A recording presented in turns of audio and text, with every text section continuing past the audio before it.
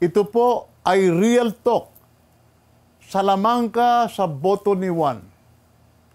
Hindi pa man na isasagawa ang eleksyon sa darating na Mayo 9, plansyado na ang pagmamaniobra sa resulta ng halalan.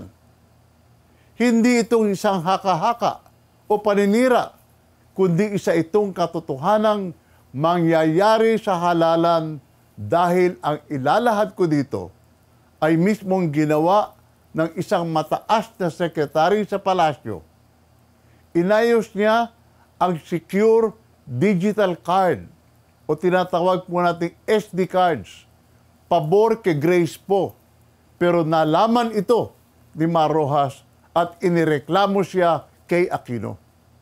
Nagkaroon ng komprontasyon at pinalitan muli ang mga Secure Digital Card o SD card sa loob ng PCOS machines. Sa ngayon, ang mga bagong Secure Digital Card o SD cards na gagamitin na sa buong bansa ay pabor na kay Mar Rojas at sa LP candidates. Ito po ang normal na proseso sa canvassing ng eleksyon.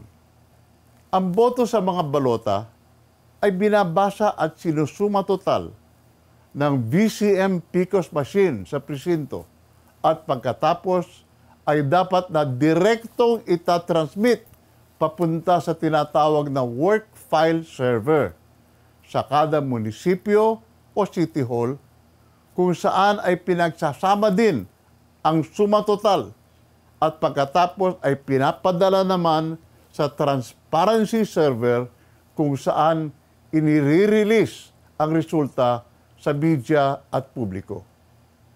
Pero may tatlo pang paraan sa pandaraya ang natitira pa sa sindikato ng COMELEC. Number 1, sa unang pandaya ay nabuntis na ngayon ang mga Secure Digital Card o SD cards sa loob ng mga VCM o PCOS machines na may mga laman na para kay Rojas. Ang ibig sabihin, supposed to be secure digital cards ay hindi na secure. Ito ang unang ginawa ng isang mataas na sekretary sa palasyo na inireklamo ni Rojas kay Aquino.